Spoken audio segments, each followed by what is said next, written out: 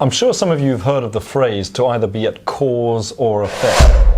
So I'll tell you a quick story that we share at the Wealth Creation Masterclass, which is around the doctor walking along, hearing cries of help, help, help, and he sees, somebody in the water. He jumps in, saves their lives, feels great about himself, and then suddenly help, help, help, help, and there's two people in, so he jumps in and helps those two people. He's getting a bit tired right now, but he's feeling good.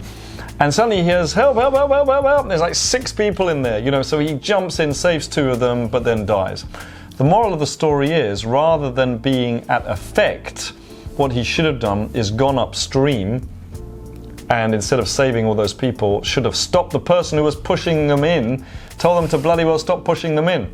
So going upstream to the root cause, and that is called the cause as opposed to the effect. And we've got a good story about this, because I always used to say, babe, because I needed a telephone number. Have you got that telephone number? One day, and then Madrika would give it to me. 2 days later, babe, have you got that telephone number? And she would write it on a piece of paper and give it to me and whatever. The 3rd time I did it, I said, babe, have you got that telephone number? And then what did you do? Do you remember? Well, I actually got a Post-it note and I put it on your desk and I went, cause or effect? Right? Because I'm obviously at effect there. I'm like, I need the paper. Instead of just saying, well, if I keep needing this telephone number, I obviously need to have it somewhere. So being at cause, not at effect. Where do you think most people are in their lives? Right this moment, a lot of people are living at effect. And it really is reaction. Yeah, it's reacting to the news, the media, the fears, other people's fears. It's really being in overwhelm and in panic mode, and that's being at effect, because when you live at effect, you actually feel that you're not in control of your own life. You're not taking responsibility for your own life. When you live at cause, you're actually taking total responsibility for your life and your actions and how you do life. It's a very different place to live and come from. So when you're at cause, you actually life happens. I make life happen. When you're at effect, life happens to me. So it's 2 very, very, very separate spectrums. And I think at this moment in time, we really need to look at getting back to cause, and even if you can do that and how you can do that. Otherwise, you're going to be in this kind of spiral of probably going down. But the least spiral is just going round and round and round. You might not be going down, but just going round and round and round. Have you got the number? Have you got the number? Have you got the number? You're not moving forward in your life. So you're actually living unconsciously, just reacting to everything, as opposed to consciously, which we're not saying is easy, but once you do it, it's like a muscle, right? You train that muscle, and then you're used to doing it again and again and again. And you will see your world change, your perspective changes, and the world changes because, of course, you've changed. So how can people live more consciously? How can they be more at cause rather than effect? I think it's looking at every time you're at effect is really going, okay, what's going on for me? It's taking the time and having the awareness that something is actually happening, because most of the time people are just don't even know it's happening. They're just reacting to it, and then they're not looking at it. So this could be, when we're talking about cause and effect, it can be emotions. It can be also things that you do around the house. So we're looking at, a telephone number here. You might be doing it in your business. Maybe you're reactive in your business.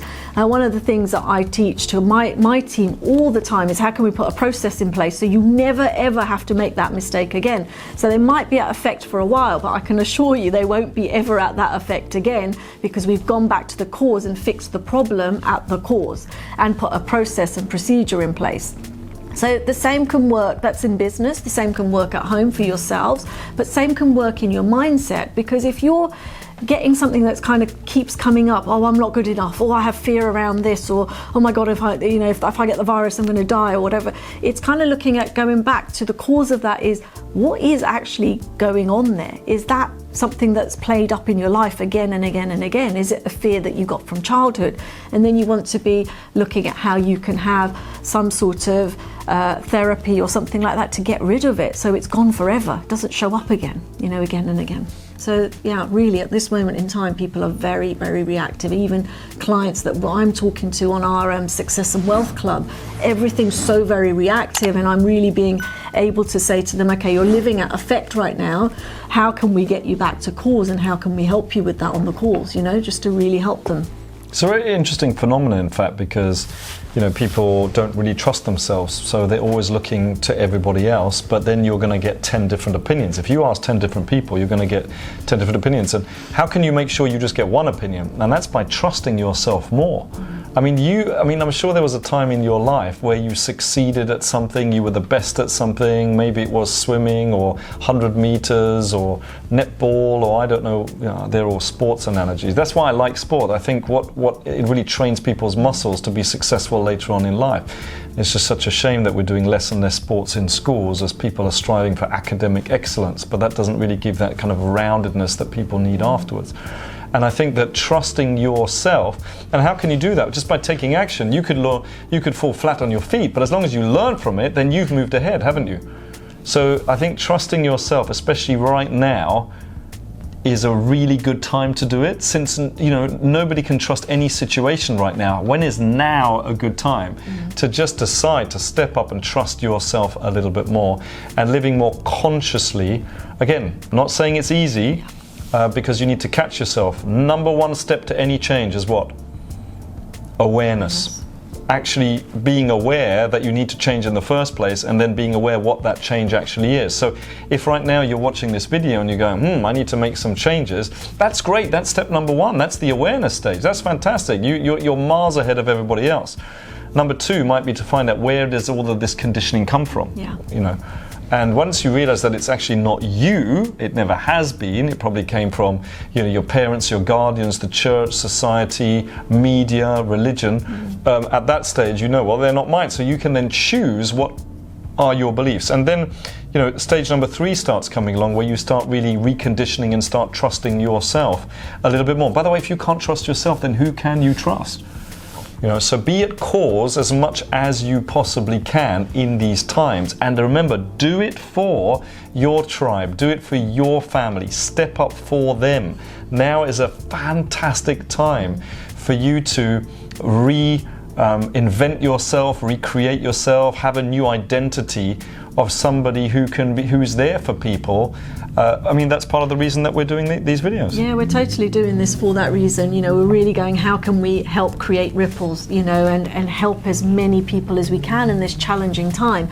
And so really looking at kind of giving you little nuggets on a daily basis to kind of just help you through, and if there's some that resonate with you, for example, if this one really resonates with you, just keep it simple. Get a piece of paper, am I at cause or effect? Pop it on your fridge. Enroll your family, get your children to go, let's play the game of cause and effect. When they come up with something, or something comes up, or your partner or a friend of yours that you live with comes up, you kind of go, are you at cause or effect? And make it fun. We often, when we started our personal development journey, we used to hold each other to account. We used to do some great little things that were painful at the time for that person, but we did it. We kind of made it playful. Which and ones? fun. These ones. This one. This one. Watch out! Oh, watch out! Oh, the loser sign's coming up. Madrika was really good at that, right? So when I was, let's say, at Effector and I was like going round and round and round, Madrika would, instead of telling me what to do, which of course would just take it away from me, and then I couldn't, grow my muscle, would just give me a chance. And the way she would do it, go on. Oh, I can see the L sign coming up. The loser sign, right? The loser sign's. I'm going to give it. No, okay. No, I didn't mean to. It's okay. I didn't mean to. And it allowed me an opportunity to catch myself, because she was giving me time and going, like, oh no, the loser sign. It's coming. And it allowed me to kind of laugh. And because otherwise, if you start attacking people, then what are they going to do? They're going to start defending, and suddenly you're in this kind of loggerheads scenario. And that is a really elegant way, a fun way, to allow the other person. And I think at this time where we are in lockdown and we're shut together with people, humour is the thing. The lightness, playfulness is the thing that's going to get you through. It is not, you said that. So any of the tips that we're sharing is, make it fun, make it like it's a game, make it like it's you're learning a new thing. It's a journey. People will automatically do that. Do you know why? Because one of the secrets that Napoleon Hill, who wrote Think and Grow Rich, on his deathbed, they said that you know, what's the thing that is the most important? He said a couple of things, but one of them was to have a purpose that's bigger than you. And right now, most people's purpose isn't them, it's this third thing, which is the coronavirus. You know, most of them are surviving as opposed to thriving. We're hoping that these videos are going to help you thrive. So by the way, make sure that you do subscribe. Do it now, because we want to make sure that we send you these videos on a daily basis, because you just don't know which one is the one that's going to really help you thrive. So if these people have a purpose that's bigger than them, i.e. surviving or thriving the coronavirus, it is likely that they are going to look in one direction and march in that direction together. Hopefully there won't be too much conflict, because everybody unconsciously or consciously knows that if you are like that, you're not going to survive or maybe that's just a belief, but it doesn't help. It's hard. Let's put it that way. It's harder. Yeah. Yes. So I hope you enjoyed this. Please do make sure that you do like the channel. Just give us, or this video, if you've got a little tip or trick or technique that you can use. By the way, my top one there, because that's the difference between being a cause and effect, is what Madrika just said. Just right now, write out on a piece of paper, am I at cause or effect, and put it somewhere where you can see it. See, that's being at cause and not an effect. Otherwise you would have forgotten. See? Perfect. So you've done it again. Done it again. Brilliant. See you on the next video.